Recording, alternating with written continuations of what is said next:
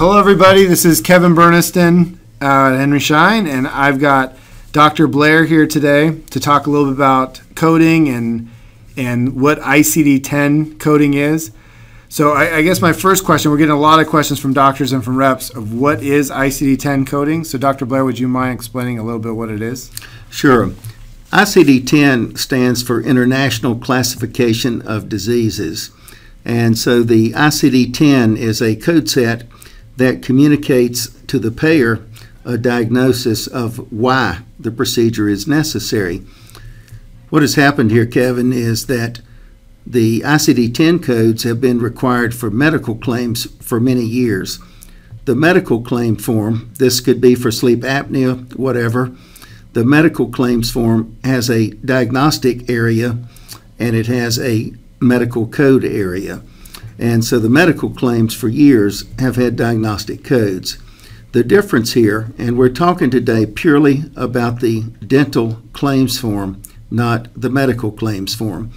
But the 2012 ADA claims form, it has space for up to 4 diagnostic codings, and either ICD-9, which is now obsolete, or ICD-10 can be put into the form. It was designed that way. And so the ADA dental claim accepts 4 diagnostic codes, up to 4 diagnostic codes. So I just want to make sure I understand this correctly. So we're not talking about we're not talking about cross-coding medical and dental. This is on a dental claim. There's 4 spots for medical diagnostic codes, but this is a dental claim form with the 4 medical diagnostic coding. Absolutely. The medical claim has 8 blocks, and so again, for the listeners, we have to be very careful that we don't get confused here. This is for the dental claims form, not the medical claim or a medical dental cross-coding. So this particular book, we'll talk about the product shortly. The book that is currently available through Schein, it is for the dental claim. So do not sell that from a medical standpoint for sleep apnea, Botox, and that type of thing. All right. So who does this affect today? Well, it affects today primarily the Medicaid practices and the pedo practices with embedded pediatric benefits, the Obamacare. Now, the Medicaid, at this point, about 4 states require this diagnostic coding on the dental claim. We anticipate all of the states will require this because it's a federal mandate, and certainly within 12 months, all of the states will be requiring the state Medicaid programs. Now, the Affordable Care Act plans, for instance, in North Carolina, the Blue Cross Blue Shield plans already require the diagnostic coding on the dental claims form. So Medicaid offices, pedo offices, and those offices that are filing the Obamacare pediatric benefits. So for right now, this is mostly for Medicaid and for pediatric offices that are billing the Affordable Care Act plans. So just a typical general dentist right now, does this affect the typical GP practice? If the GP is doing Medicaid, then yes. So say it's a GP and 10% of their practice is Medicaid. Well, their state might not have passed this requirement at this point, but the axe is going to fall. And so that GP practice that does Medicaid, we would encourage them to go ahead and get the book, to be studying the book, because at some point they're going to file a claim. It's going to bounce back and say we aren't going to accept the claim without the medical diagnostic codes that tell why you did the procedure. So Dr. Blair, how many of these codes are there? Well, under ICD-9 that's been around a good while, there were about 16,000 codes. ICD-10, which came into effect October 1, has over 65,000 codes, and it was implemented October 1, so it is in effect. In fact, it's kind of humorous, but there's even a diagnostic code for an accident on a space station. in those coatings. So it's amazing. There's a lot of codes. You can imagine Mary at the front desk trying to figure out roughly about 300 codes out of the 65,000 codes, and having to thumb through the book and that type of thing. It's a real challenge. Now, this is not about getting the claim paid, but ensuring quality patient care. This is coming from the government, not from the insurance industry. Already, we have the dental claims form, which reports the procedure. So if I do a denture today, I do an extraction, do a filling, or whatever, there's a dental code, I put it on the claims form, and I get paid for it, or the patient gets reimbursed. So this is really for the government. The government wants this such that they can track the patient care and how long do dentures last, or the average crown, or whatever. They can get all kinds of statistics at some point. And so it's very important, though, that when you file these diagnostic codes, there's got to be a medical necessity, and the doctors must document. I'll be very candid with you. Back in my day, 30 years ago, I might write down number 3 PFM metal crown and the anesthesia, and that was about it. You certainly could not do that today. So document is so important, and we dentists and teams are going to have to get better at documenting why we did the procedure. So just so I understand, what they're trying to understand is what caused the need for a denture. So if right now we're basically reporting why the patient needs a denture, but the government's looking for what caused the patient to need a denture in the first place. That's right. And then also there's some environmental factors, diagnostic coding, such that if the patient is diabetic, or they have severe periodontal disease, or whatever, these other factors come into play. And so the government would want to track, in other words, in a given zip code, why are crowns done. Some of those crowns might be done as a result of endodontic treatment. Some of the crowns might be done as a result of fracture or decay, and a number of reasons. Dr. Blair, would you mind walking me through the claim form and how you'd fill this out? Certainly. The claims form was modified, as I said, in 2012, and the 2012 claims form is the current form that is supposed to be submitted through the insurance process. Now, the claims form was modified, and you see on the screen here a part of the claims form is kind of the central part of the claims form. So there's a top and there's some bottom missing, and we're kind of focusing in that central section. You see at the bottom of the slide, there's an A, B, and C, and D. There's 4 blocks there, and that is block 34A, and you put in A. The A portion is the primary diagnosis, and so we put in these medical codes, the 4 codes A, B, C, and D. And then we have a diagnostic pointer column, and that is block number 29A, and this is a diagnostic pointer column. And you see there the normal way that the dental procedures are put on a claim. So for instance, it's a oral evaluation of a child under 3 years of age. That's code 0145, D0145. And the pointer there is A. And so A, if you look at the medical code, is Z01.20. So that's how the codes are entered on the dental claim. There's 4 diagnostic code blocks, again, A, B, C, D, and then the diagnostic pointer column will point the appropriate diagnostic code to the appropriate dental procedure code. So, Dr. Blair, do you have a book that helps explain things a little bit better that might be able to walk them through this process? Yes, Kevin. You know, I am a coding expert, a dental coding expert, but frankly, my knowledge of medical coding is somewhat shallow. I have some real experts that were involved in this book, and the title of the book is Diagnostic Coding for Dental Claim Submission.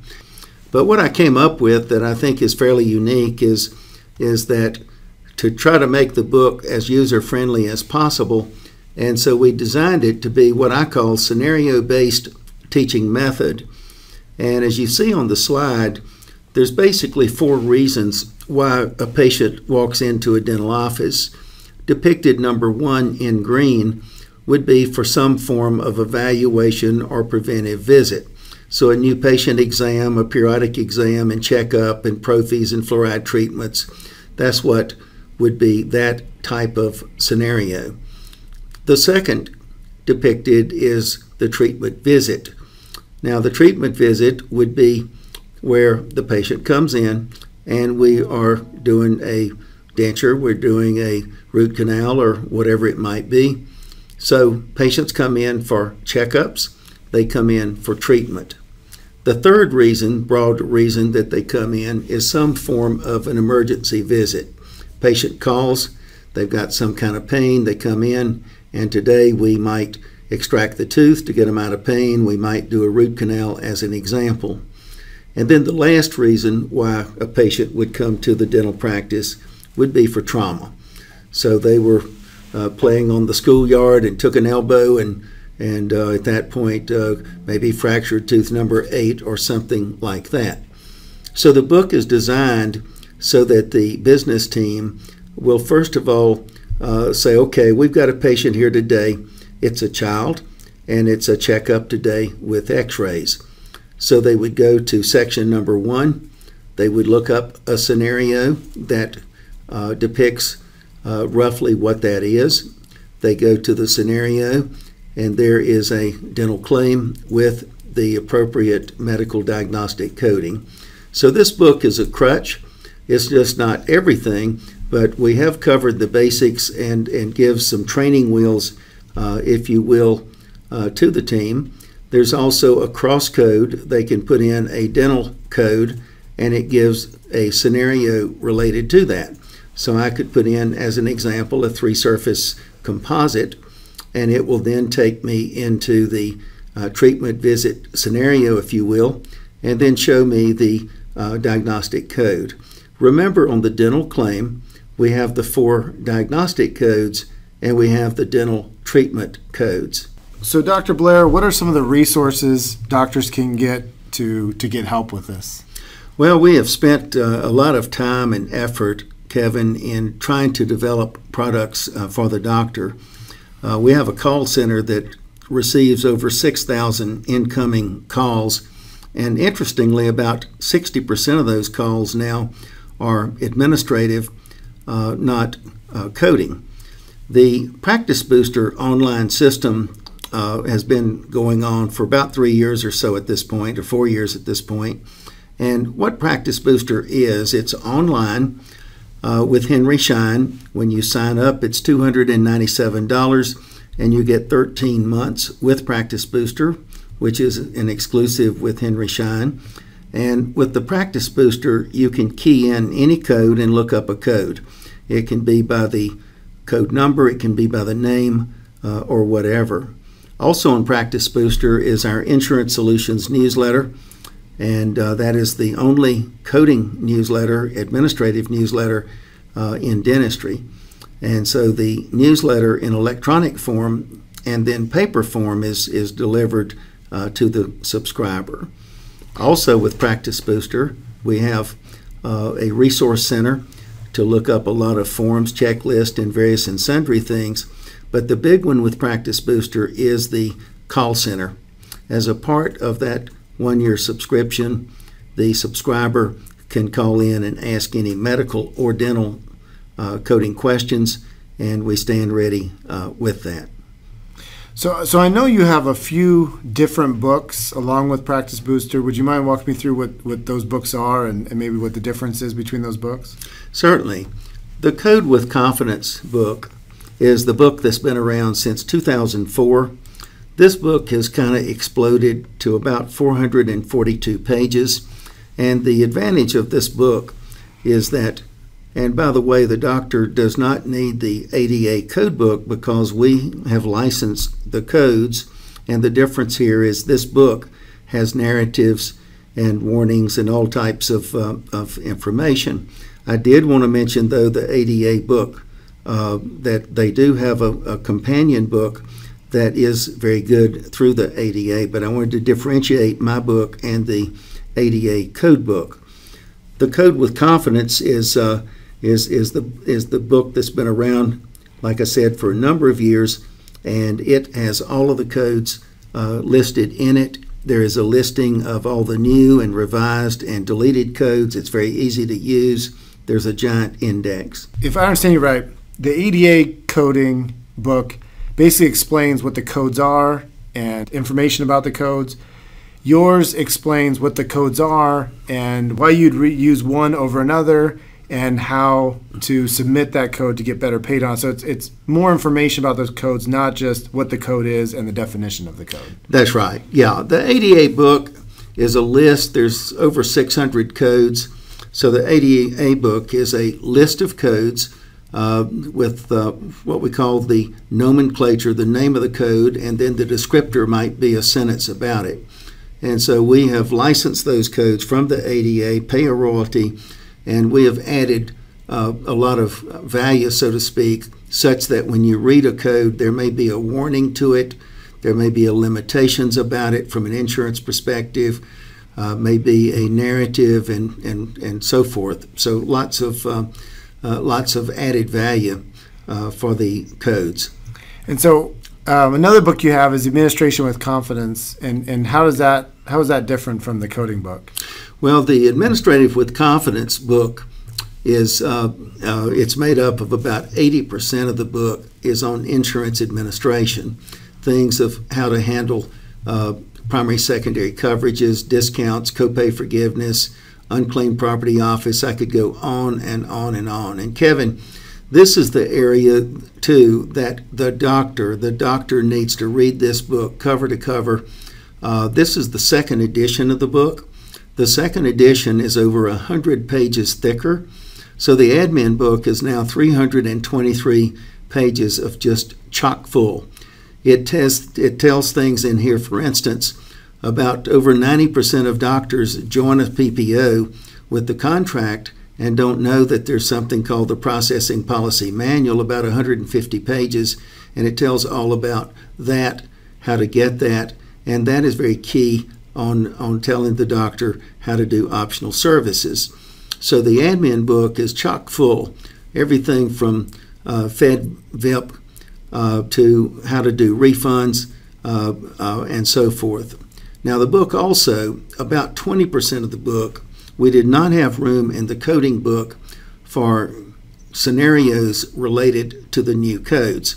So there is some coding as a bonus in the admin book where it dissects the new codes, for instance, with scenarios and so forth. So you get a lot of kick, if you will, with the administrative book. It goes hand in hand with the Coding with Confidence. Okay, and we offer that as a bundle now, I believe, correct? That's correct. Henry Schein has a bundle. I think the bundle's $189, and it's the paper bundle. It's the Code with Confidence along with the administrative book. These two books go hand in hand, and they get, the code covers the coding. The admin book primarily covers admin. And I want to emphasize that this is not a book. The admin book is not a book for the doctor to buy and hand to the business staff. Every doctor needs to read every page of the book, and even particularly young doctors. A young doctor working as an associate or working for a corporation, their name goes on that claims form. And so that young doctor needs to be very involved in the specific coding that's going out with that under that doctor's name. And a lot of people listening today because of questions with ICD-10 coding, and you have a book that addresses that as well, correct? That's right. This is a brand new code book here, and the title of the book is Diagnostic Coding for Dental Claim Submission. This is not a medical dental cross-coding book. This book is on how to fill out the dental claim. We will have a medical dental cross-coding manual that will come out first quarter of 2016.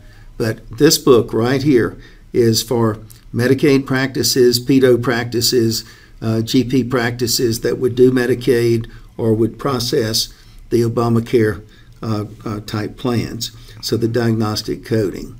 Now I do want to jump back and make one comment. People see the products here, Kevin, and might wonder, well, kind of which way would you go?